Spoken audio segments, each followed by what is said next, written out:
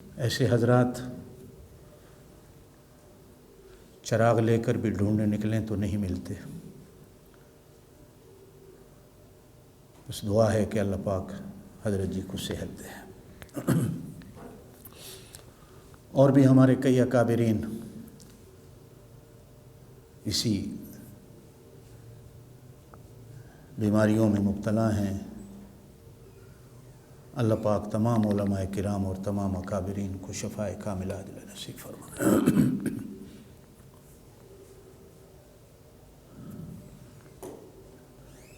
انسان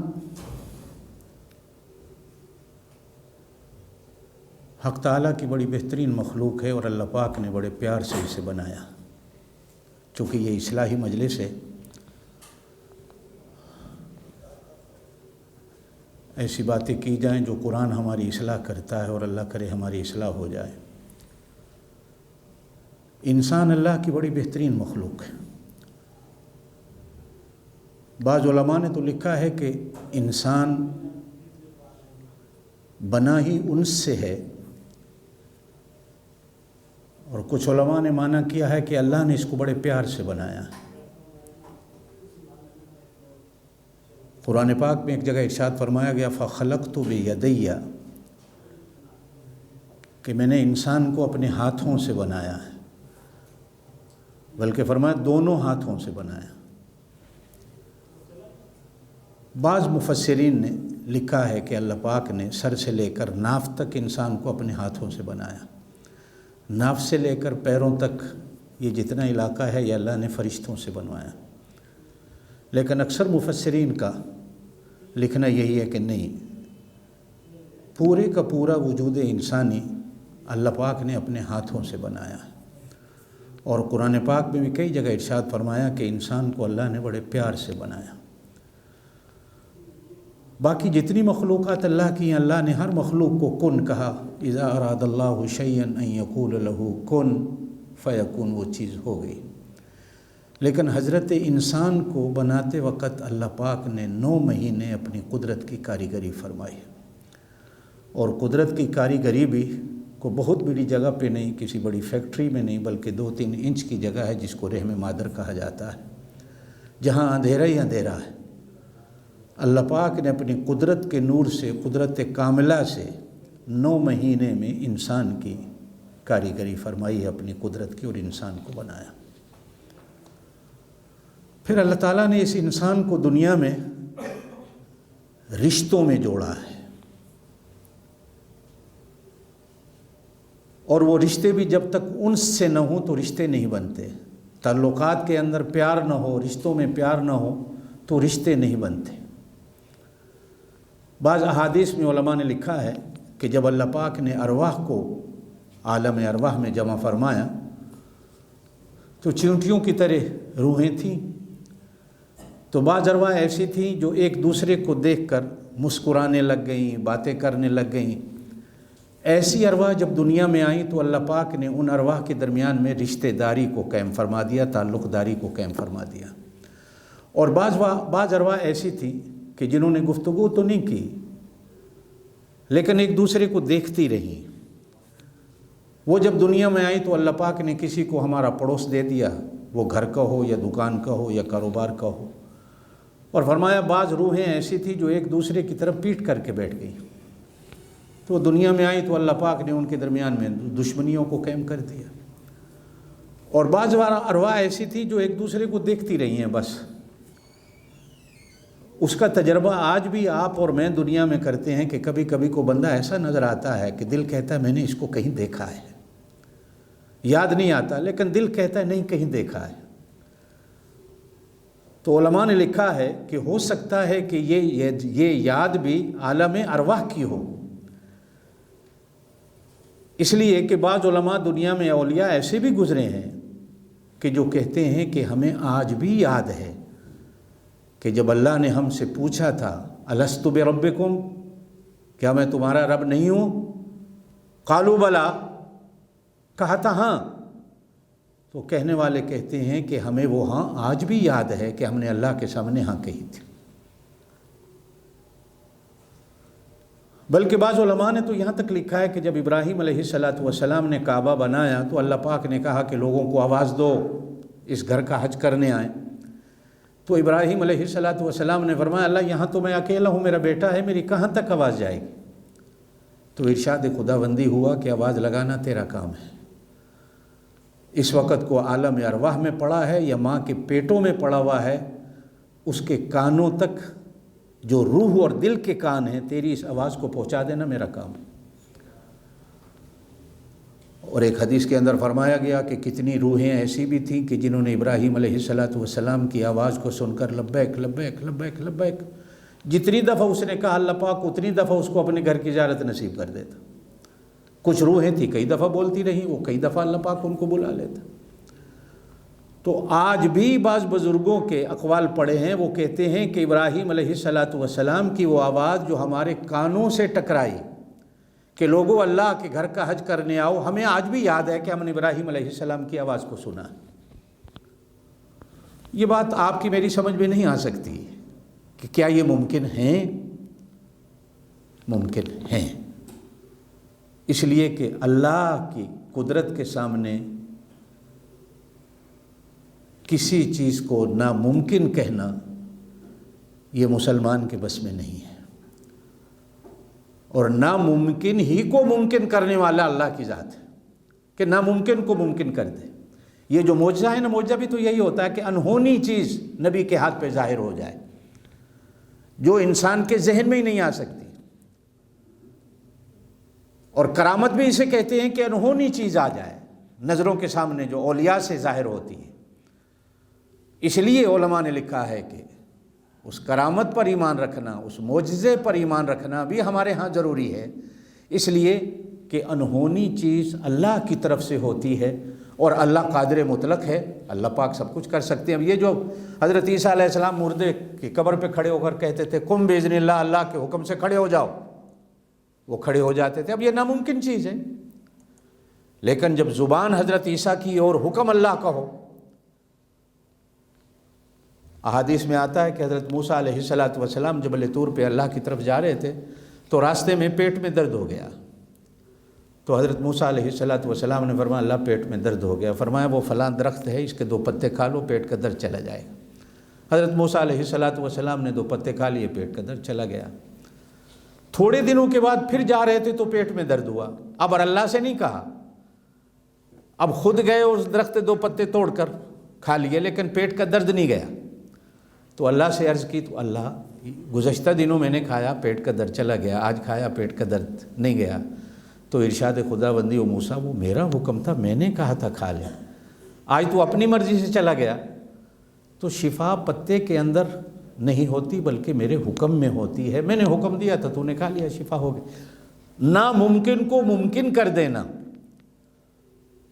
ہمارے ہاں آج کل نمازیں، تہجد، ہر چیز پہ ہمارا زور ہوتا ہے، لیکن بعض اخلاقی معاملات ایسے ہیں خصوصاً جو رشتہ داریوں کے ہیں، ہم بڑے بڑے دیندار گھرانے بھی اس کی پرواہ نہیں کرتے۔ ہم سمجھتے ہیں کہ نہیں، اسلام اور ایمان سب کچھ یہی ہے کہ نمازیں پڑھتے رہو، روزے رکھتے رہو، تہجد اور نوافل پڑھتے رہو، باقی کچھ نہیں ہے۔ مسلم شریف کے اندر حدیث آتی ہے، آپ صلی اللہ علیہ وسلم نے ارشاد فرمایا جو رحم کے رشتوں کو توڑتا ہے وہ ہماری مسجدوں میں نہ آیا کرے، جو رحم کے رشتوں کو توڑتا ہے ہماری مسجدوں میں نہ آیا۔ ظاہری طور پر حدیث سنی ہم گزر گئے، لیکن حقیقت پہ اگر غور کریں تو معلوم ہوتا ہے کہ جو بندہ رحم کے رشتوں کو توڑتا ہے شاید اس کا ایمان ہی نہیں۔ حضور جو فرما رہے ہیں ہماری مسجدوں میں نہ آئے، مسجد میں نہ آنا۔ آپ نے فرمایا جو مسجد میں آتا ہے اس کے ایمان کی گواہی دو۔ جس کو ایک بار بھی آپ نے مسجد میں دیکھا ہے اس کی نماز جنازہ میں جاؤ، اس کے ایمان کی گواہی دو، یہ مومن ہے۔ لیکن مسجدوں میں آنے والا، آپ صلی اللہ علیہ وسلم نے ارشاد فرمایا کہ اگر وہ رشتہ داری کو توڑتا ہے، سیدنا ابو ہریرہ رضی اللہ تعالیٰ عنہ سے روایت ملتی ہے کہ آپ صلی اللہ علیہ وسلم جب یہ واعظ فرما رہے تھے تو ایک نوجوان حضور پاک صلی اللہ علیہ وسلم کی مجلس سے اٹھا تھوڑی دیر کے لیے، تو حضرت ابو ہریرہ کہتے ہیں کہ ہمیں بڑا برا لگا کہ حضور پاک صلی اللہ علیہ وسلم کی مجلس سے اٹھ جانا، یہ تو اس دینی روحانی اصلاحی مجلس کی بے ادبی ہے کہ آپ صلی اللہ علیہ وسلم کی مجلس سے کوئی بندہ اٹھ جائے۔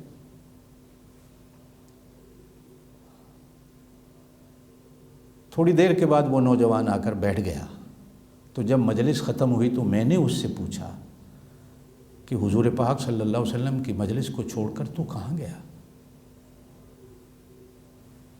اس نے سامنے سے کہا کہ 2-4 دن ہوئے میری خالہ سے انبن ہو گئی تھی، میں نے کچھ اونچا بول دیا ان کے سامنے۔ اب حضور صلی اللہ علیہ وسلم کا یہ فرمان سنا تو میں گھر گیا، اپنی خالہ سے معافی مانگ کے واپس آیا ہوں تاکہ میں حضور پاک صلی اللہ علیہ وسلم کی مسجد اور مجلس میں بیٹھنے کے قابل ہو جاؤں۔ حالانکہ یہ رشتہ جو ہے یہ رحم کا نہیں ہے۔ رحم کے رشتے میں تو بیٹی ہے، بیٹا ہے، بھائی ہے، بہن ہے، ماں ہے، باپ ہے، یہ رشتے آتے ہیں۔ آپ صلی اللہ علیہ وسلم کی صراحتاً ایک حدیث آتی ہے، فرمایا جو رحم کے رشتوں کو توڑتا ہے وہ جہنمی ہے، اور جو رحم کے رشتوں کو قائم رکھتا ہے اسے جنت کی خوشخبری دے دو۔ مسلم شریف کے اندر یہ حدیث آتی ہے کہ آپ صلی اللہ علیہ وسلم جب ہر چیز بنانے سے آپ صلی اللہ علیہ وسلم نے فرمایا کہ اللہ تعالیٰ جب ہر چیز بنانے سے فارغ ہو گئے تو اللہ کی ایک مخلوق اللہ سے اجازت مانگ کر اللہ کے عرش کے پائے کو پکڑ کر کھڑی ہو گئی، عرض کی اللہ میرا ایک سوال ہے۔ اب اللہ پاک سے سوال کرنا بھی ایک کس کی مجال ہے جو اللہ سے پوچھ سکے، لیکن کہا نہیں، اللہ نے اجازت دی، کہو کیا کہنا۔ عرض کہ اللہ میں رشتہ داری ہوں، تو نے مجھے قائم تو کر دیا ہے، بنا تو دیا ہے، لیکن میرا سوال ہے کہ جو مجھے توڑے گا تو اس کے ساتھ کیا کرے گا، جو مجھے جوڑے گا تو اس کے ساتھ کیا کرے گا۔ ارشاد خداوندی ہوا جو تجھے جوڑے گا اس کے ساتھ میں اپنا رشتہ جوڑوں، اور جو تجھے توڑے گا اس کے ساتھ میں اپنے رشتے کو توڑوں۔ میرے دوستو، اس حدیث کو تنہا بیٹھ کر کبھی غور کیجیے گا کہ آپ صلی اللہ علیہ وسلم کا یہ فرمان ہم کہاں تک نبھا رہے ہیں اور کہاں تک چل رہے ہیں۔ ایک آدمی آتا ہے، عرض کرتا ہے یا رسول اللہ صلی اللہ علیہ وسلم، میں تو رشتہ داروں کے ساتھ رشتوں کو نبھاتا ہوں لیکن رشتہ دار میرے ساتھ بہت زیادتی کرتے ہیں، میں کیا کروں؟ آپ صلی اللہ علیہ وسلم نے ارشاد فرمایا تم اپنا کام کرتے رہو، ان کو اپنا کام کرو۔ اگر تم سچ کہہ رہے ہو اور تم سچے ہو اپنی بات میں تو پھر خوشخبری سن لو کہ تمہارے اوپر جنت واجب ہے، اور جو تمہارے ساتھ ایسا کر رہے ہیں وہ اپنے آپ کو جہنمی بنا رہے ہیں۔ اسی پر کسی بزرگ نے لکھا ہے کہ ایک تالاب میں کوئی بچھو ڈوب رہا تھا تو کسی اللہ والے کو ترس آیا تو اسے بچانے کے لیے پانی سے نکالا تو بچھو نے انہیں ڈنگ مار دیا، تو بزرگوں کے ہاتھ سے چھوٹ کر وہ پانی میں جا گرا تو پھر غوطے کھانے لگا۔ ابھی یہ ہاتھ کو کھجلا ہی رہے تھے، پھر ترس آیا کہ اس کو پانی سے نکالوں، پھر اس نے ڈسا، پھر ہاتھوں سے گرا، پھر پانی میں ڈوبنے لگا، پھر ترس آیا، پھر اسے پانی سے نکالا۔ کسی دیکھنے والے نے کہا حضرت یہ کیا کر رہے ہیں؟ آپ بچانے کی کوشش کر رہے ہیں اور وہ آپ کو ڈستا جا رہا ہے۔ تو فرمایا بھائی اسے اپنا کام کرنے دو، ہمیں اپنا کام کرنے دو، میں اپنا کام کر رہا ہوں، اپنا کام کر رہا ہوں۔ میرے دوستو، ہوتی ہیں، یہ نہیں کہ نہیں ہوتی، انبن کھٹ پٹ تو یہ آپ صلی اللہ علیہ وسلم کے گھر میں بھی ہوتی تھی۔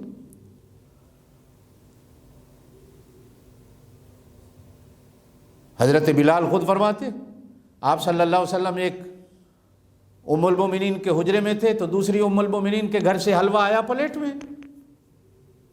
میں لے کے گیا، دروازے پہ پیش کیا تو اس ام المومنین کو غصہ آیا تو پکڑ کر زمین پہ پھٹک دیا، حلوہ بھی گرا اور پلیٹ بھی ٹوٹ گئی۔ تو رحمت دو عالم صلی اللہ علیہ وسلم نے مسکرا کر کہا کہ بلال تیری اماں کو غصہ آ گیا ہے۔ گھر میں بھی چلتی تھی۔ حضرت عائشہ رضی اللہ تعالیٰ عنہ خود فرماتی ہیں حضور پاک صلی اللہ علیہ وسلم نے ایک بار مجھے فرمایا عائشہ تو جب مجھ سے ناراض ہوتی ہے تو بھی مجھے پتہ چل جاتا ہے، اور جب تیرے دل کے اندر محبت ہوتی ہے تو بھی مجھے پتہ چل جاتا ہے۔ عرض کہ اللہ کے رسول وہ کیسے؟ فرمایا جس دن تو ناراض ہوتی ہے تو بات کرتی ہے تو یوں کہتی ہے کہ مجھے ابراہیم کے رب کی قسم، میں سمجھ جاتا ہوں کہ آج تھوڑا دل کے اندر کو غصہ ہے، اور جب پیار ہوتا ہے تو مجھے کہتی ہے مجھے رب محمد کی قسم صلی اللہ علیہ وسلم، میں سمجھ آتا ہوں کہ آج دل کے اندر بہت پیار ہے۔ حضرت علی کرم اللہ وجہ نے حضرت فاطمہ کے ہوتے ہوئے ابو جہل کی بیٹی سے رشتے کا ارادہ کیا، بلکہ بات بھی چل رہی تھی۔ نبی پاک صلی اللہ علیہ وسلم کو خبر ملی تو فرمایا علی میری بیٹی کے ہوتے ہوئے میرے دشمن کی بیٹی اس گھر میں آئے، مجھے منظور نہیں۔ یہی بات جب حضرت فاطمہ کو پتہ چلی تو گھر کے اندر کھٹ پٹ ہو گئی، تو حضرت علی مسجد نبی کے فرش پر آ کر لیٹ گئے، گھر سے نکل کے غصے میں آ گئے۔ جب وہ واقعہ مشہور ہے کہ آپ صلی اللہ علیہ وسلم کو جب خبر ملی تو ڈھونڈتے ڈھونڈتے ڈھونڈتے مسجد نبی میں آ کر دیکھا تو بنیان بھی نہیں، قمیض بھی نہیں، مٹی پہ سو رہے ہیں۔ تو آپ صلی اللہ علیہ وسلم نے آواز دے کر کہا یا ابو تراب اٹھ جاؤ، اے مٹی پہ سونے والے، سارا جسم مٹی سے بھرا ہوا تھا۔ آپ صلی اللہ علیہ وسلم خود حضرت علی کو گھر لے گئے، بٹھایا میاں بیوی کو۔ یہ جملہ ابو تراب کا لقب جو تھا یہ حضرت علی کرم اللہ وجہ فرمایا کرتے تھے کہ مجھے اتنا پیارا ہے کہ میرا دل کرتا ہے کہ لوگ مجھے اسی لقب سے پکاریں کہ حضور پاک صلی اللہ علیہ وسلم نے مجھے یہ لقب دیا۔ آج بھی ہم صحابہ کرام کے ناموں کے ساتھ رضی اللہ تعالیٰ لگاتے ہیں، اور حضرت علی کا جب نام آتا ہے تو خطبے میں بھی خطیب بھی کہتا ہے کرم اللہ وجہ۔ تو بعض لوگ ہم سے بھی سوال کرتے ہیں کہ باقی صحابہ کے ساتھ تو رضی اللہ تعالیٰ لگاتے ہیں، یہاں کرم اللہ وجہ کیوں لگاتے ہیں؟ تو کہنا پڑتا ہے کہ یہ لقب نبی پاک صلی اللہ علیہ وسلم نے حضرت علی کو عطا کیا تھا کہ اللہ تیرے چہرے کو چمکتا رکھے۔ تو حضرت علی کرم اللہ وجہ فرمایا کرتے تھے کہ مجھے اسی لقب سے پکارا کرو جو میرا لقب اللہ کے پاک نبی نے مجھے دیا ہے۔ گھروں میں ہوتی ہے، بڑوں کا ہو چھوٹوں کا ہو، لیکن گھر کو سنبھالنا، میرے دوستو یہ تو ہمیں قرآن و سنت میں حکم ہے۔ آدم علیہ السلام جنت میں تھے اور جنت میں پریشان تھے،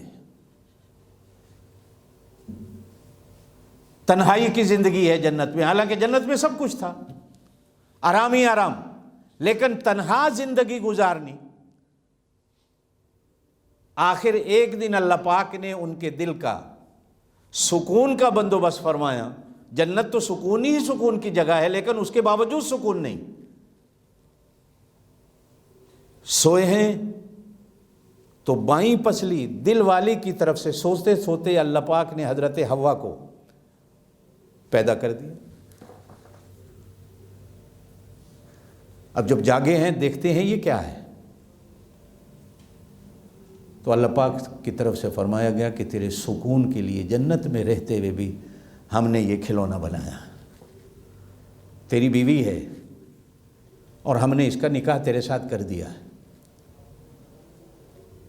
تو بعض علماء نے تو یہاں ایسی بات بھی لکھی ہے کہ خود اللہ پاک نے فرمایا مہر نکاح میں واجب ہوتا ہے، ضروری ہوتا ہے۔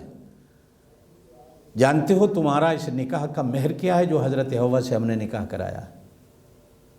کہا اللہ مجھے تو نہیں پتا۔ تو ارشاد فرمایا کہ میرے پاک نبی صلی اللہ علیہ وسلم پر 2-3 بار درود پڑھ لو، یہی تمہارے اس نکاح کا حق مہر۔ لوگ مذاق بھی کرتے ہیں کہ انڈا پہلے آیا یا مرغی پہلی آئی، تو اللہ پاک نے سب سے پہلے رشتہ میاں بیوی کا بنایا، پھر اولاد آئی ہے، سب سے پہلا رشتہ یہ ہے۔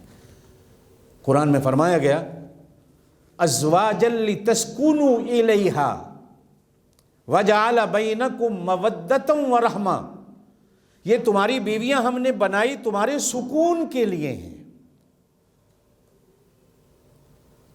اور آپس میں وہ جو انس جس کے لیے ہم نے انسان کو بنایا، مودۃ ورحمہ، مودت الگ ہے، رحمت الگ ہے۔ یہ اللہ پاک نے دونوں رشتوں کو قرآن کی اس آیت میں بیان فرمایا۔ مودت بھی دونوں طرف سے ہوتی ہے، محبت بھی دونوں طرف سے ہوتی ہے، لیکن کہیں مودت کو بڑا بنایا گیا، کہیں رحمت کو بڑا بنایا گیا ہے۔ رشتوں کو قائم کرنے کے لیے ان چیزوں کی ضرورت ہوتی ہے۔ ایک حدیث پاک میں جناب نبی کریم علیہ الصلوۃ والسلام نے ارشاد فرمایا، مسند احمد میں ہیں، کہ تم مجھے رشتوں کو نبھانے کی گارنٹی دے دو، میں اللہ کا رسول تمہیں قیامت والے دن جنت کے سینٹر میں سونے کا محل اللہ سے لے کے دینے کی گارنٹی دیتا ہوں، مجھے گارنٹی دے دو۔ بے شک ایک دوسری حدیث ہے جس میں آپ صلی اللہ علیہ وسلم نے یہ بھی ارشاد فرمایا کہ مجھے اپنی زبان اور شرمگاہ کی حفاظت کی گارنٹی دے دو، مجھ سے جنت کی گارنٹی لے لو۔ لیکن یہاں رشتہ داری کو قائم رکھنے کے لیے آپ صلی اللہ علیہ وسلم نے ارشاد فرمایا کہ تم رشتوں کو نبھانے کی مجھے گارنٹی دے دو، میں سونے کا محل اللہ سے جنت کے سینٹر میں لے کے دینے کی تمہیں گارنٹی دیتا ہوں۔ اچھے خاصے دیندار گھرانوں کے اندر سے رشتوں کی اہمیت، وَأُولُو الْأَرْحَامِ بَعْضُهُمْ أَوْلَىٰ بِبَعْضٍ فِي كِتَابِ اللَّهِ، بعض رحم کے رشتے ایسے ہیں کہ ایک دوسرے کو اللہ نے ایک دوسرے پر ایسی فضیلت دی ہے کہ جس سے بندے کا ایمان بنتا ہے، اللہ سے ایک تعلق بنتا ہے، نبی پاک صلی اللہ علیہ وسلم سے ایک تعلق بنتا ہے، پھر جس تعلق کے برکت میں اللہ پاک انسان کو جنت دیتا ہے۔ آپ صلی اللہ علیہ وسلم نے خود یہ رشتوں کو نبھا کے ہمیں نمونہ دیا ہے۔ جب حضرت خدیجہ الکبریٰ رضی اللہ تعالیٰ عنہا نے حضور پاک صلی اللہ علیہ وسلم کو خود دعوت نکاح دی، بیوہ عورت اپنے نکاح کی دعوت خود دے سکتی ہے، یہ ہماری فقہ کا بھی مسئلہ ہے۔ کنواری بچی کے لیے ہوتا ہے کہ ماں باپ رشتے کی بات کریں۔ حضرت خدیجہ نے رشتے کی خود دعوت دی آپ صلی اللہ علیہ وسلم، جبکہ آپ صلی اللہ علیہ وسلم کو جب دعوت دی گئی تو آپ نے حیرانگی میں فرمایا کہ خدیجہ کے ساتھ رشتے کے لیے تو عرب کے بڑے بڑے رؤساء اور تجار دعوت دینے والے ہیں، میرے پاس تو ہے ہی کچھ نہیں، خدیجہ نے مجھے کیوں دعوت دی؟ کہیں تم غلط تو نہیں کہہ رہی ہو؟ دعوت لے کے پیغام لے کے آنے والی نے کہا یا رسول اللہ نہیں، مجھے خود خدیجہ نے یوں کہا ہے کہ میری طرف سے نکاح پیغام لے جاؤ۔ آپ صلی اللہ علیہ وسلم 25 سال کی عمر کے تھے، خود چلے جاتے؟ نہیں، چاچا ابو طالب سے کہا ہے، چاچا حمزہ سے کہا ہے کہ مجھے رشتے کی دعوت آئی، اپنے بڑوں سے مشورہ کیا۔ اب بڑے خود چلے کہ اس نیکی کے کام میں دیر نہیں کرتے۔ حضرت حافظ صاحب نے تو تاریخ پہ لکھا بھی بہت کچھ ہے، پڑھا بھی بہت کچھ ہے، احادیث میں بھی ملتا ہے کہ اس نکاح کا خطبہ بھی جناب ابی طالب نے خود پڑھا ہے، آج بھی حدیثوں میں موجود ہے۔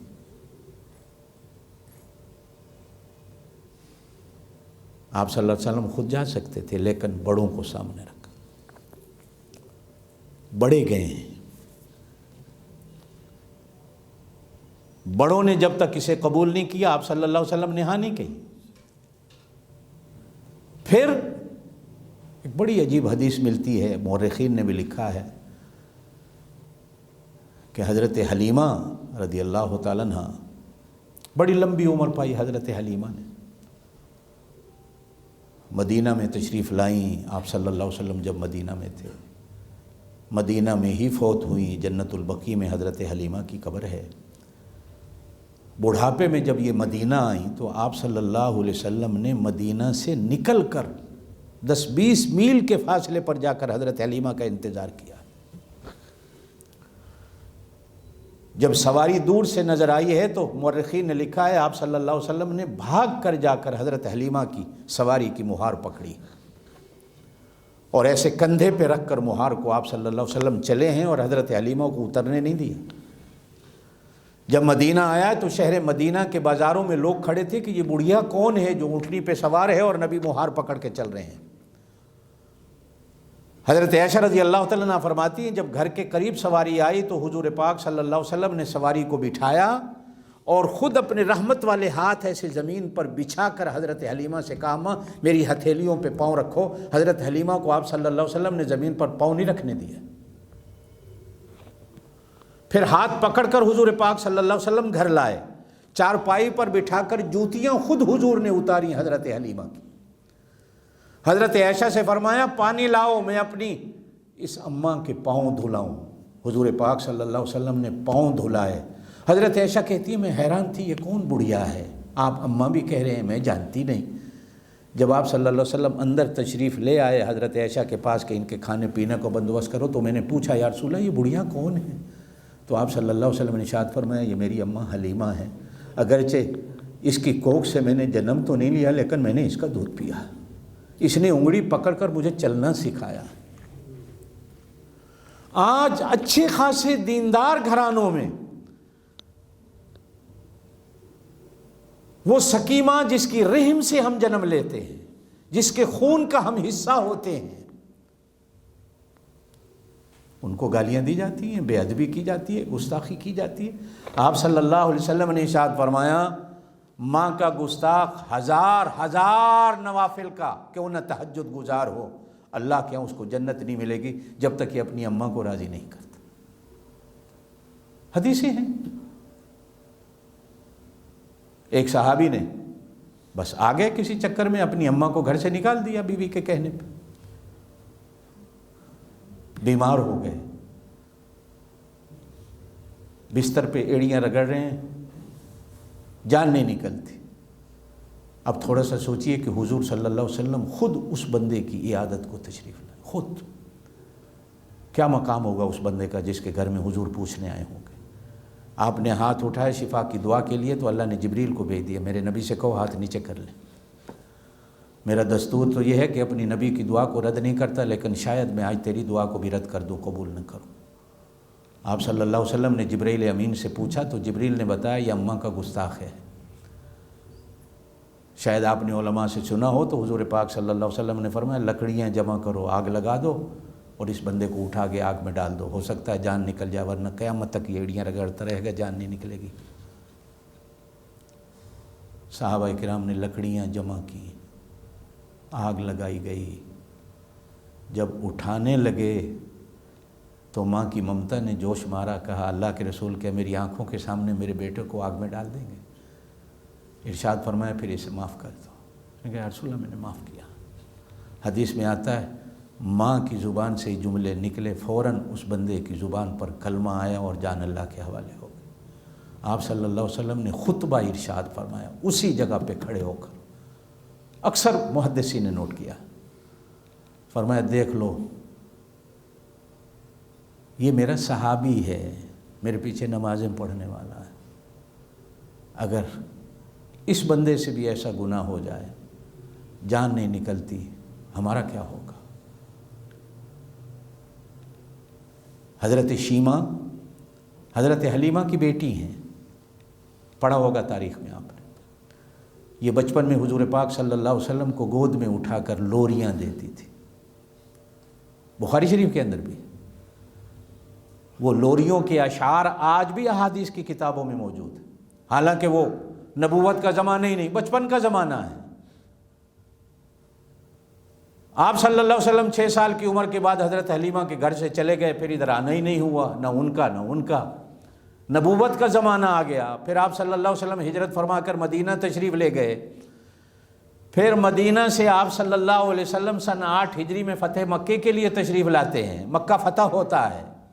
فتح مکہ کے بعد غزوہ حنین اور غزوہ طائف ہوتا ہے. غزوہ طائف کے اندر کم از کم 5-6 ہزار عورتیں دشمنان دین کی قیدیاں ہوئیں، جن میں یہ حضرت شیمہ بھی قیدیہ تھی. بہت بڑا مال غنیمت تھا غزوہ حنین. مکے میں آج بھی ایک جگہ ہے جس کو جورانہ کہا جاتا ہے، اب تو مکے شہر کے اندر آ گیا ہے، 30 میل کم از کم حرم سے دور ہے. امام شافعی رحمۃ اللہ کے نزدیک اسی جگہ سے عمرے کا احرام باندھنا، حج کا احرام باندھنا مکے میں رہنے والا اگر باندھنا چاہے تو ضروری ہے. یہ ہمارے یہاں ہے کہ ہم مسجد عائشہ سے جا کر باندھتے ہیں،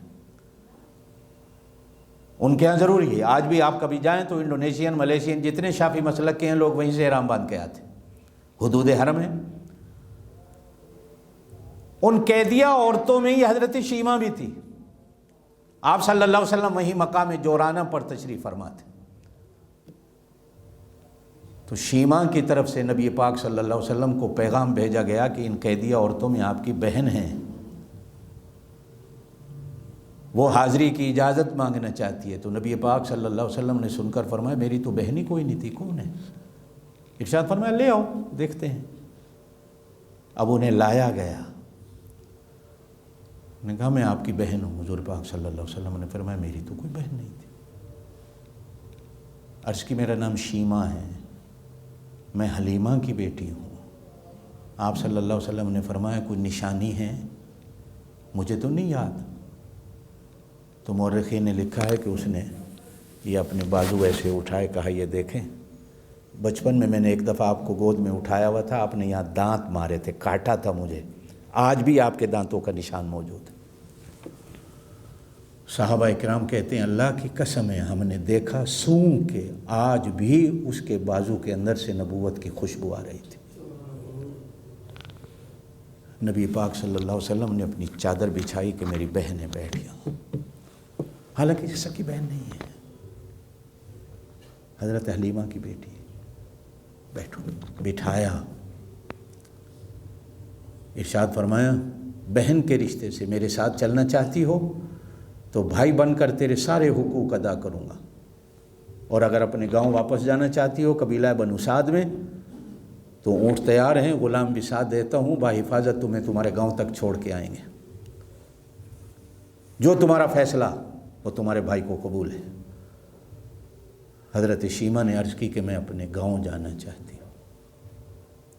نبی پاک صلی اللہ علیہ وسلم نے 2 اونٹ دیے، غلام دیے، صحابہ کرام دیے کہ جاؤ ان کو چھوڑاؤ۔ اب وہ سامنے سے کہنے لگی میں اکیلی نہیں ہوں، میرے ساتھ 6000 قبیلہ بنو سعد کی عورتیں قید ہیں۔ آپ صلی اللہ علیہ وسلم نے ارشاد فرمایا جو تمہاری وجہ سے میں نے سب کو آزاد کر دیا، سب کو لے جاؤ۔ اب حضرت حلیمہ کی بیٹی حضرت شیما جب قیدی عورتوں کو پیغام سنانے آئی کہ سب کو آزادی مل گئی تو ساری کہنے لگی اب کلمہ پڑھ کے واپس جائیں گے، ایسے نہیں جاتے، اپنے بھائی سے کہہ دو ہمیں کلمہ پڑھا دے۔ آپ صلی اللہ علیہ وسلم نے کلمہ پڑھایا، حضرت حلیمہ کو 10، حضرت شیما کو 10 اونٹ دیے، 4 غلام دیے، 10 صحابہ کرام ساتھ بھیجے کہ میری بہن کو گھر چھوڑ کے آؤ۔ یہ اس کوکھ سے جنم لینے والی بہن نہیں ہے،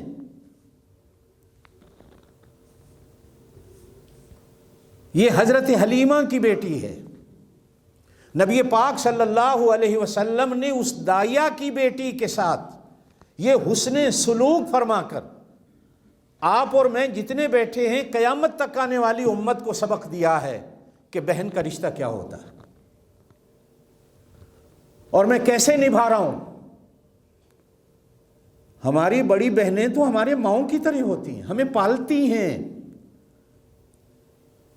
لیکن آج ہم بڑے بھائی یا چھوٹے بھائی ایسے ہیں کہ سال ہا سال تک بہنوں کے گھروں کا چکر تک نہیں لگاتے، عید بقرعید پر بھی نہیں لگاتے۔ ایسی ناراضگیاں ہو گئیں، میرے گھر شادی ہوئی تو بہن نے بچوں کو روک دیا، بہن کے گھر شادی ہوئی تو میں نے بچوں کو روک دیا، نہیں جانا، ہماری ان سے لڑائی ہے۔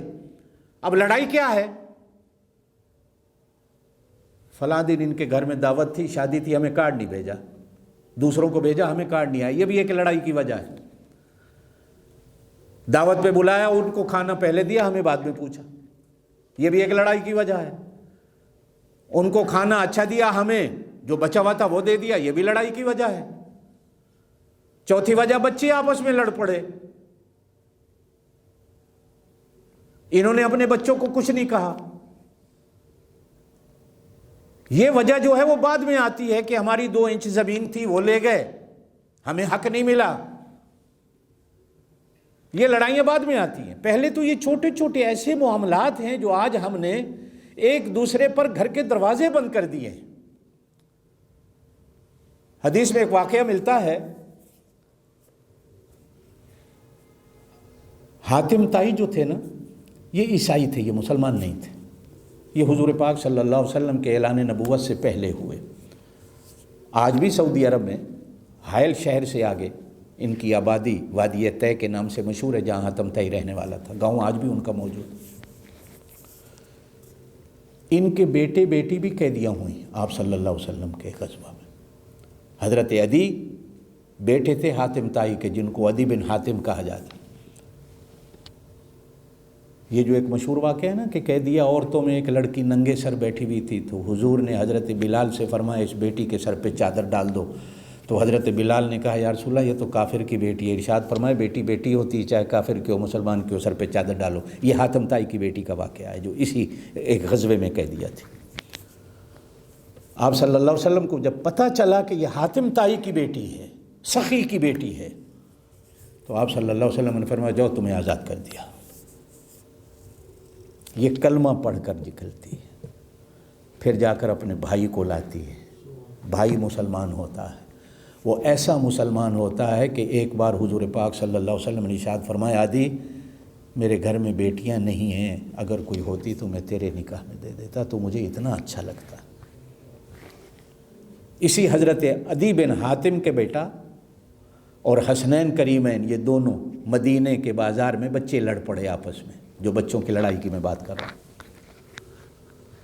آج کل تو ہمارے بچے کرکٹ کے بیٹ پہ لڑ پڑے، بال پہ لڑ پڑے، فلاں جب پتنگوں کے لوٹنے پہ لڑ پڑے، اب ان کی لڑائی ہو رہی ہے مدینے کے بازار کے اندر۔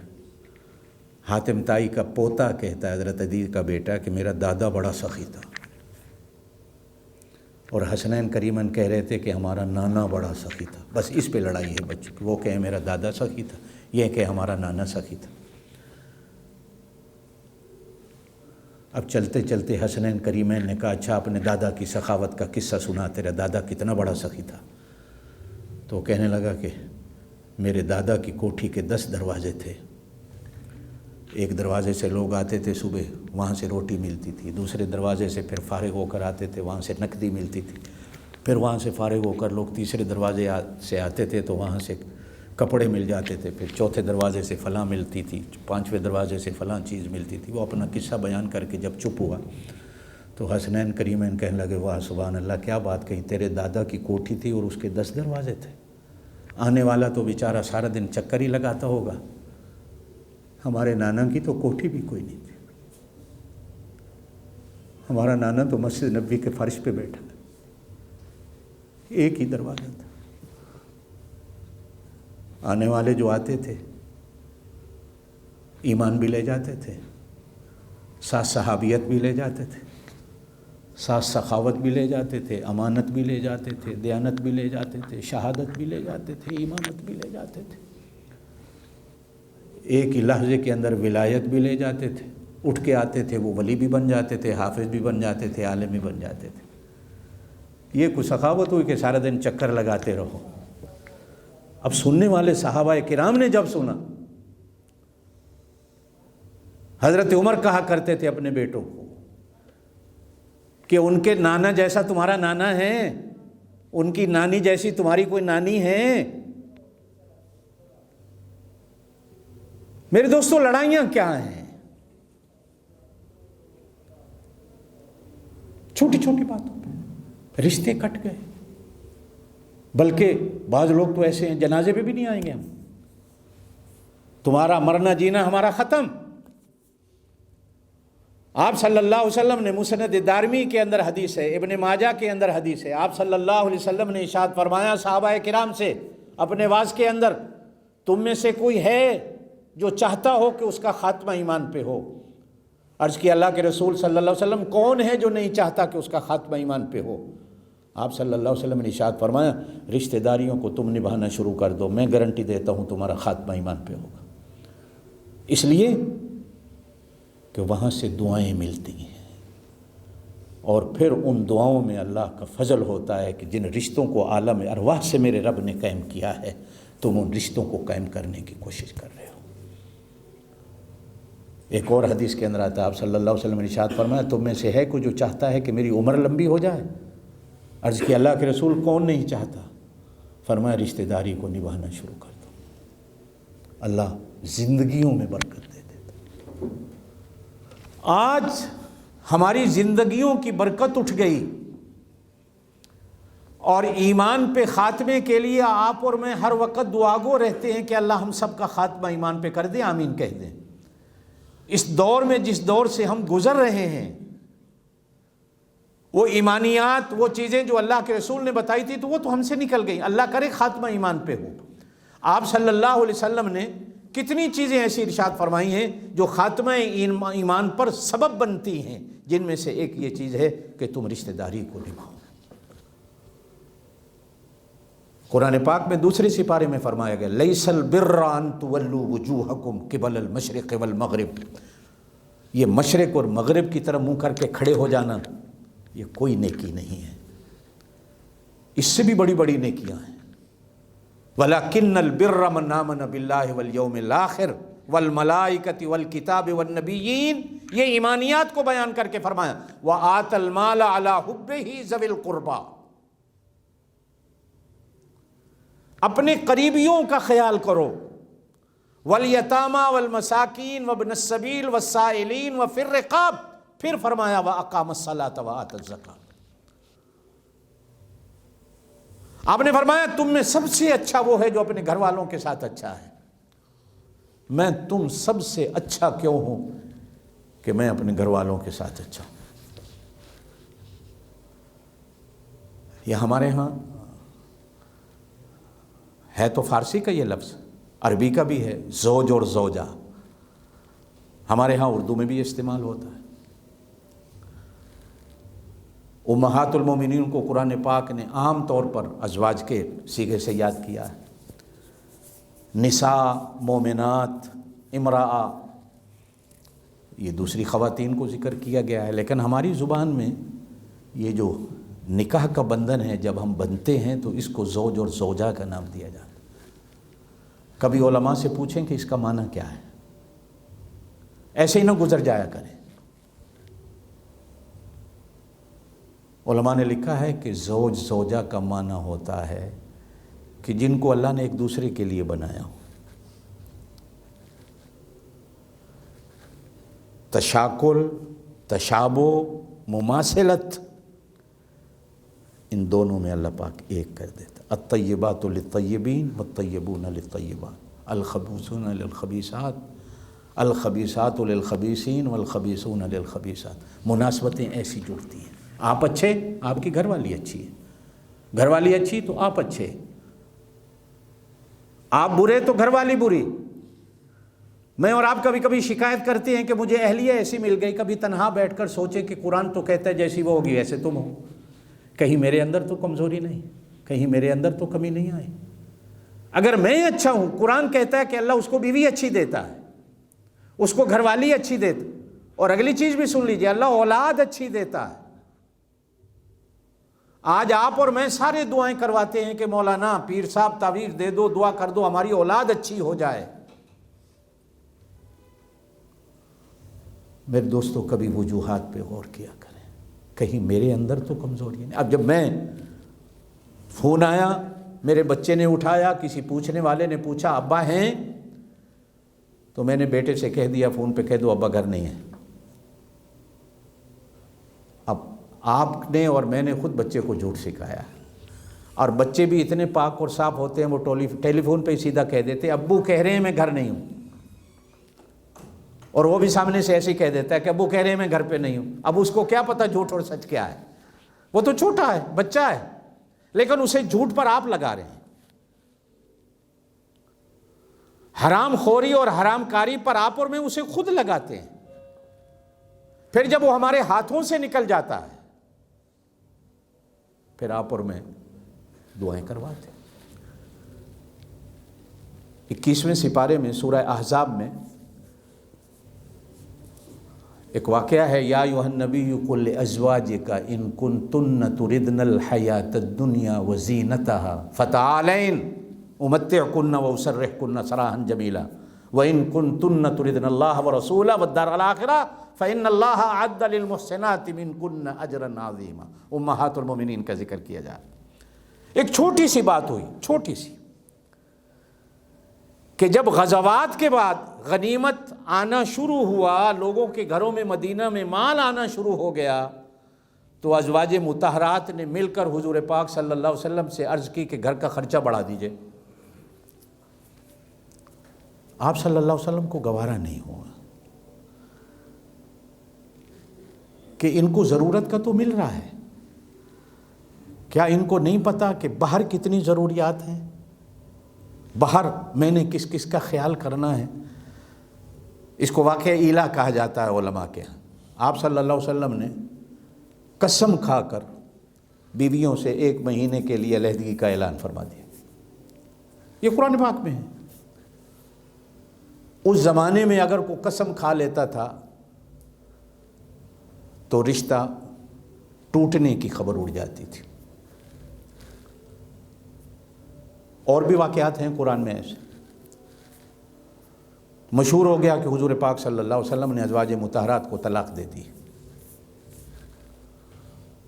آپ صلی اللہ علیہ وسلم حضرت ماریہ قبطیہ کے حجرے میں ایک بالا خانہ تھا، چھوٹا سا اوپر کمرہ بنا ہوا تھا، آپ اس میں تشریف لے گئے۔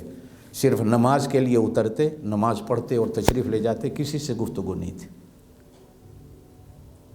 مدینے میں کوہرام مچ گیا کہ حضور نے اپنی ازواج کو طلاق دے دی۔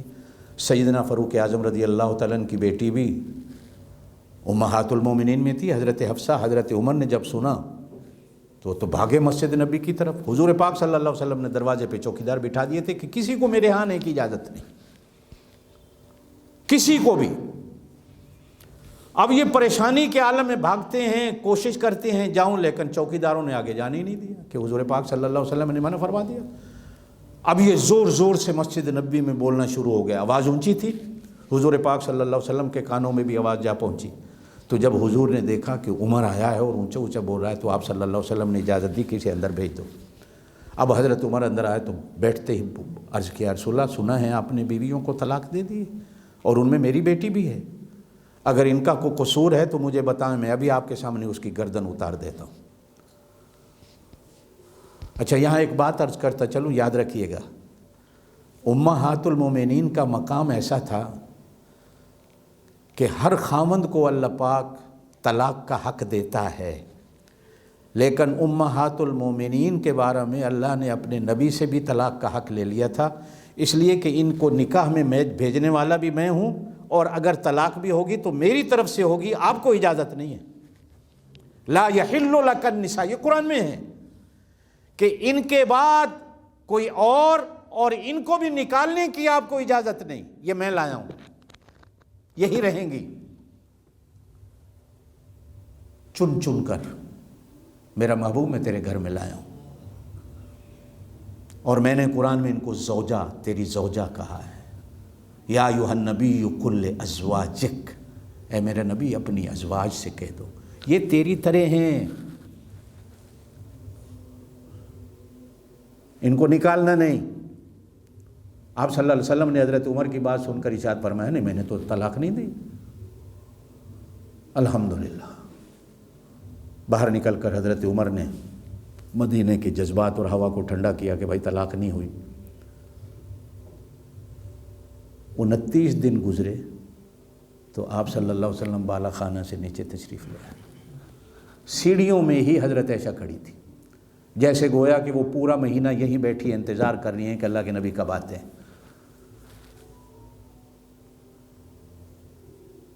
آتے ہی ارشاد فرمایا، عائشہ پہلے میری بات سن لو،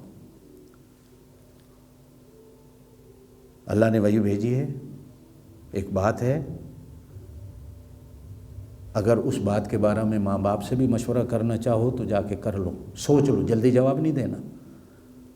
عرض کی اللہ کے رسول وہ بات کیا ہے؟ فرمایا کہ اللہ نے کہا ہے وَإِن كُنتُنَّ تُرِدْنَ الْحَيَاةَ الدُّنْيَا وَزِينَتَهَا، اگر تمہیں دنیا چاہیے، اس کی زینت چاہیے، فَتَعَالَيْنَ آؤ، ہم ڈھیر لگا دیں گے تمہارے سامنے، لیکن تمہیں اللہ اور اس کا رسول نہیں ملے گا۔ وَإِن كُنتُنَّ تُرِدْنَ اللَّهَ وَرَسُولَهُ، اور اگر اللہ اور اس کے رسول کو چاہتی ہو تو پھر یہ دنیا کے مطالبے اللہ کے نبی کے گھر میں نہیں ہوں گے۔ سنا تو عرض کی اللہ کے رسول یہ کو بات ہے، میں ماں باپ سے پوچھنے جاؤں؟ میں ابھی کہتی ہوں میں نے اللہ اور اس کے رسول کو اختیار کیا، یہ تو آپ مجھ سے پوچھئے کہ میں نے 29 دن کیسے گزارے ہیں۔ جو آپ کی ایک ایک ادا پہ بٹنے والیاں ہیں، 29 دن ہم پہ کیسے گزرے ہمیں پتہ، لیکن آپ نے تو قسم مہینے کی کھائی تھی، آج تو 29 دن ہوئے، آپ ایک دن پہلے ہی آ گئے۔ ارشاد فرمایا کہ اللہ پاک کبھی کبھی مہینہ 29 دن کا بھی کر دیتا، اور علماء نے لکھا ہے کہ واقعی اس دن کا مہینہ اللہ پاک نے 29 دن کا کر دیا تھا۔ کہ اللہ کے پاک نبی کی بات بھی سچ رہے اور امہات المومنین کی بات بھی سچ رہے۔ اب جب آپ صلی اللہ علیہ وسلم دوسری ازواج سے پوچھنے جانے لگے تو حضرت عائشہ نے کہا یا رسول اللہ ایک میری بھی بات ہے، میرا یہ جو جواب ہے نا یہ دوسری امہات المومنین کو نہ بتانا، ان سے پوچھو وہ کیا چاہتی ہیں۔ آپ صلی اللہ علیہ وسلم نے ارشاد فرمایا نبی جھوٹ تو بول نہیں سکتا، اگر انہوں نے پوچھ لیا تو میں کیا جواب دوں، جھوٹ بولوں؟ عرض کیا اللہ کے رسول پھر آپ کی مرضی ہے۔ آپ صلی اللہ علیہ وسلم نے دوسری ازواج مطہرات سے جا کر پوچھا تو انہوں نے بھی وہی جواب دیا کہ ہم نے اللہ اور اس کے رسول کو اختیار کیا۔ گھروں میں چلتی ہیں، لیکن علماء نے لکھا ہے کہ یہ بات ایسی تھی کہ وہ رات کو جوڑ کے رکھنے والی ہی نہیں تھی، جو آتا تھا راہ خدا میں لوٹا دیتی تھی۔ جیسے حضور سخی تھے، آپ کے گھر میں آنے والی تمام کی تمام ایسی سخیہ بن گئی تھی۔ حضرت عائشہ کے بارے میں آتا ہے کہ لاکھ لاکھ درہم ایک ایک دن میں آیا، خود روزے کی حالت میں ہیں، سارا لاکھوں تقسیم کر دیا، شام کو افطاری کے لیے ایک پیسہ بھی نہیں ہے، اور خادمہ سوکھی ہوئی روٹی لے کے آئی ہیں سرکے کے ساتھ۔ تو کہا اور کچھ نہیں تھا، کہا اور کچھ نہیں ہے، کہا اللہ کی بندی بتا دیتی تو چلو ہم ایک دو درہم اپنے لیے رکھتے، کوئی اچھا ہی آج پکا لیتے، روزے کی حالت میں تھی، لیکن سارے کا سارا راہ خدا میں لوٹا دیا۔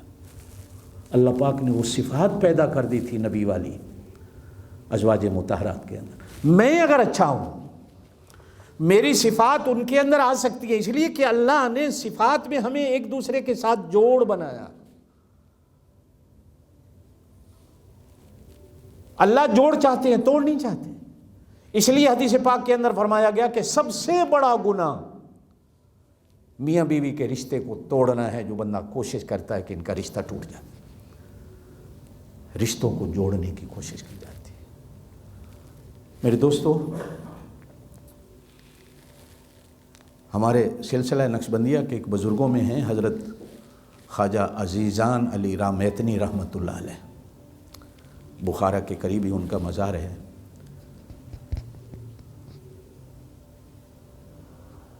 اس رشیا کی ریاستوں میں سب سے پہلے جو سلسلہ نقشبندیہ کے بزرگ آئے ہیں حضرت خواجہ عبدالخالق اجدوانی رحمۃ اللہ علیہ، یہ شیخ ابو یوسف ہمدانی کے خلیفہ تھے۔ ان کے خلیفہ ہوئے حضرت خواجہ محمد عارف ریوگری رحمۃ اللہ علیہ، پھر آگے ان کے خلیفہ تھے حضرت عزیزان علی رامیتنی رحمۃ اللہ علیہ، ان کے خلیفہ تھے حضرت بابا سماسی رحمۃ اللہ علیہ، بابا سماسی رحمۃ اللہ علیہ کے خلیفہ تھے امیر کولال رحمۃ اللہ علیہ، اور امیر کولال جو تھے وہ حضرت خواجہ نقشبند جن کے نام سے ہمارا سلسلہ ہے، یہ ان کے پیر تھے۔ حضرت شاہ نقشبند کی جتنی بھی تربیت ہے وہ امیر کولال رحمۃ اللہ علیہ کی، یہ کھاڑے کے پہلوان تھے۔ کہا جاتا ہے کھاڑے میں کشتی کر رہے تھے تو بابا سماسی قریب سے گزرے تو کھڑے ہو گئے کشتی دیکھنے کے لیے، تو کسی بندے نے دیکھا تو کہا کہ اللہ والا بھی نیک بندہ بھی کشتی دیکھ رہا ہے، یہ تو پہلوان ہے، آپ کا کیا کام ہے یہاں کشتی دیکھنے آئے ہیں؟ تو کہا میں کوئی اللہ کا بندہ ڈھونڈ رہا ہوں یہاں۔ تو یہ کشتی کر رہے تھے امیر کولال رحمۃ اللہ علیہ، تو بابا سماسی کی نظر پڑ گئی، کہا بس میں نے بندہ ڈھونڈ لیا۔ انہوں نے حضرت شاہ نقشبند کی تربیت کی۔ حضرت عزیزان علی رامیتنی کی میں بات کر رہا تھا، ان کے اقوال میں ایک قول ملتا ہے، اچھا یار اور اچھا کار، اچھا دوست اور اچھا کام۔ مریدین سے پوچھا کہ بتاؤ ان دونوں میں سے اچھا کیا ہے؟ عمل اچھا بندہ کر رہا ہے یہ اچھا ہے، یا کسی کو اچھا دوست مل جائے وہ اچھا ہے؟ دعا کریں آپ کو اللہ رشتہ داروں میں اچھا دوست دے دے۔ تو خود ہی فرمایا اچھے کام سے زیادہ اچھا دوست بننا اور بنانا ہے۔ کام کبھی نہ کبھی بندے سے چھوٹ بھی جاتا ہے، ریاکاری بھی آ جاتی ہے، بندہ کمزور بھی پڑ جاتا، لیکن اچھا یار اگر مل جائے تو بندے کو کمزور نہیں ہونے دیتا، وہ بندے کے گرتے ہوئے پیروں کو سنبھال لیتا ہے۔ دعا کیا کریں اللہ آپ کو اچھے دوست دے دے، ساتھ ہی اس کے دعا کیا کریں کہ اللہ آپ کے گھر میں رشتے آپ کو اچھے دے دے۔ گھروں میں بچیاں جوان ہیں، بچے جوان ہیں، آپ اور میں سارے دعائیں کرواتے ہیں، خود بھی دعا کیا کریں کہ اللہ بیٹیوں کا نصیب اچھا رشتہ دے دے، بیٹوں کا بھی اللہ پاک نصیب کھولے۔ 2 کاموں سے کام بنتا ہے، جسم غذا سے بنتا ہے، روح 2 کاموں سے بنتی ہے۔ یہ روح جو ہے نا، یہ جسم سے بھی بڑی ہے، دل بھی چھوٹا ہے روح سے، دل بھی روح پہ چلتا ہے، باقی جسم دل کے سہارے چلتا ہے، دل بھی روح کا محتاج ہوتا ہے، روح بڑی چیز ہے۔ وَيَسْأَلُونَكَ عَنِ الرُّوحِ قُلِ الرُّوحُ مِنْ أَمْرِ رَبِّي، میرا نبی آپ سے لوگ پوچھتے ہیں روح کیا چیز ہے، فرمایا کہہ دو روح اللہ کا امر ہے، وہ اللہ ہی جانتا ہے کیا ہے۔ کسی نے آج تک روح کو دیکھا نہیں، دل کو دیکھا ہے لوگوں نے۔ آپ بھی جانور ذبح کرتے ہیں، دل نکلتا ہے، بندے بھی مرتے ہیں، قتل ہوتے ہیں تو ڈاکٹر دل بھی نکال کے تولتے ہیں کہ اس بندے کا دل کتنا ہے۔ دل ہر کسی نے دیکھا ہوا ہے۔ ایک شاعر نے بڑی عجیب بات کہی ہے، بہت شور سنتے تھے پہلو میں دل کا، جو چیرا تو ایک قطرہ خون نکلا۔ کسی کا پاؤ کا بھی نکلتا ہے، آدھے کلو کا بھی نکلتا، کلو کا بھی دل نکل آتا ہے۔ بڑے بڑے پہلوان بہادر لوگ گزرے ہیں جن کے دل اتنے اتنے بڑے تھے۔ روح جو ہے نا وہ 2 چیزوں سے بنتی ہے، ایک دعا سے اور ایک صحبت صالح سے، نیک آدمی کی صحبت سے بنتی ہے۔ قرآن پاک ہے آپ کے پاس؟ کوئی دیر تو نہیں ہو رہی؟ یہ آخری بات سمجھا لیتا ہوں میں، مجھے قرآن دیجیے گا۔ یہ آپ اور میں کہتے ہیں یہ قرآن پاک ہے، ایسے ہی نا، یہ قرآن پاک ہے، لیکن حقیقت پہ جائیں تو یہ قرآن نہیں ہے، یہ گتا ہے، یہ فیکٹریوں کا بنا ہوا ہے، بندوں کا بنا ہوا ہے۔ اس کو میں کیسے کہہ دوں یہ اللہ کی کتاب ہے؟ یہ کاغذ ہے، یہ بھی فیکٹریوں میں بنتا ہے، بندے بناتے ہیں۔ میں اس کو کیسے کہہ دوں یہ قرآن ہے؟ یہ تو کاغذ ہے، بندوں نے بنایا ہوا ہے۔ اس میں قرآن کیا ہے؟ یہ جو 17 کالے حروف کی جو لائنیں لگی ہوئی ہیں جو قرآن ہے، جس میں جو کلام لکھا ہوا ہے، ایسا ہی ہے نا؟ لیکن کیا وجہ ہے کہ جب آپ اور میں اسے کھولتے ہیں پڑھنے کے لیے تو سب سے پہلے اس گتے کو چومتے ہیں،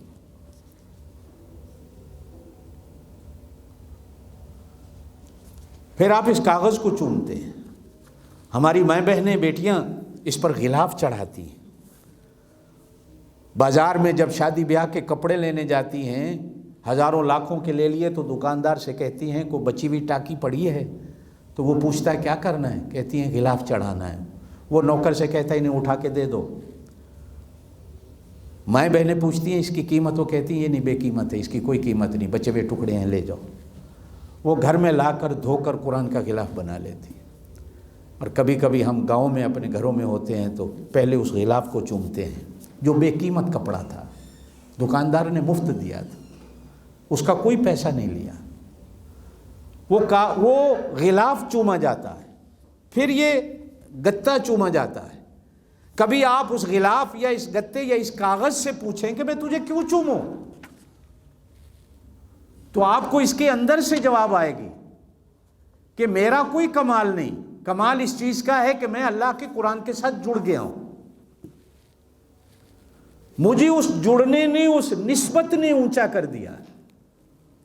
میں ابھی آ رہا تھا، جوتے اتارے دروازے پہ، میں نے سوچا کہ بڑی قیمتی کو اندر کارپیٹ بچھوئی ہوگی، جوتے اتار لو، ہر کوئی جوتے اتار کے آ رہا ہے۔ تو میں نے نماز سے پہلے ہی روح کے ذریعے اس کارپیٹ سے پوچھا کہ میرے گھر میں بچھی ہوئی کارپیٹ تو تیرے سے بھی اچھی ہے، لیکن میرے گھر میں آنے والا کو مہمان جوتے اتارنے لگتا ہے تو میں اسے کہتا ہوں یار میری بےزتی نہ کر، جوتے پہن کے اندر آ، یہ میری کارپیٹ تیرے جوتوں سے خوبصورت نہیں ہے، اچھی نہیں ہے، اس لیے کہ تیرا میرا دوستانہ ہے، لیکن تیرے اندر کیا کمال ہے کہ ہر کوئی جوتے اتار کے آ رہا ہے۔ تو اس کارپیٹ کے اندر سے آواز آئی کہ بے شک میں حافظ ابراہیم کے گھر میں بچھی ہوئی ہوں، لیکن میری نسبت دیکھو کہ یہاں نماز ہوتی ہے، مجھے اللہ کے گھر کے ساتھ جوڑ دیا گیا ہے، اس نسبت نے مجھے اونچا کر دیا ہے۔ یہ گتا، یہ غلاف، یہ کاغذ بھی کہتا ہے کہ اس نسبت نے ہمیں اونچا کر دیا۔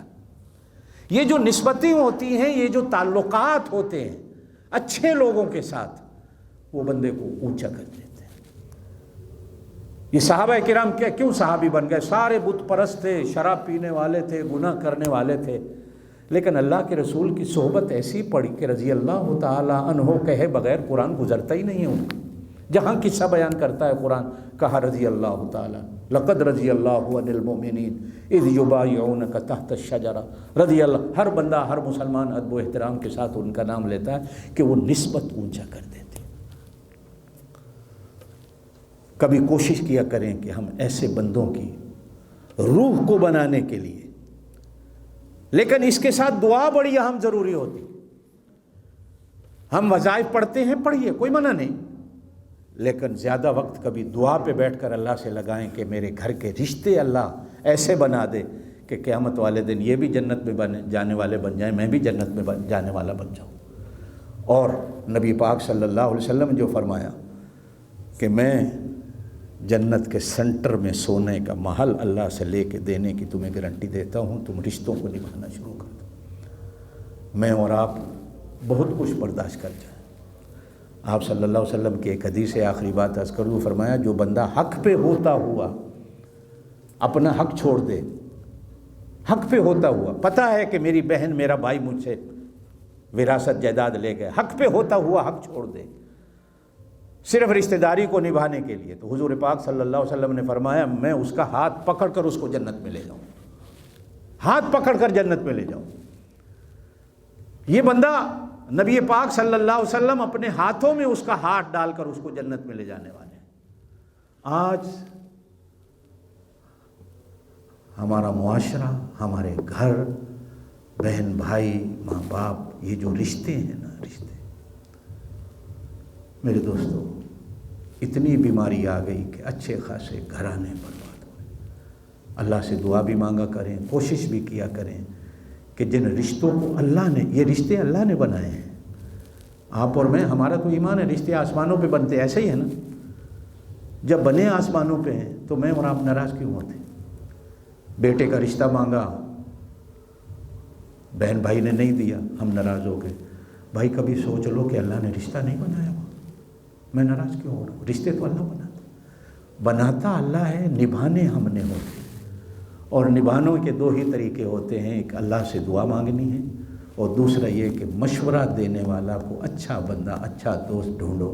یہ جو ہمارے ہاں بیت کا سلسلہ ہوتا ہے نا، وہ یہی ہوتا ہے، ہم نے کو بیٹے بیٹیاں پیر سے نہیں لینی ہوتی۔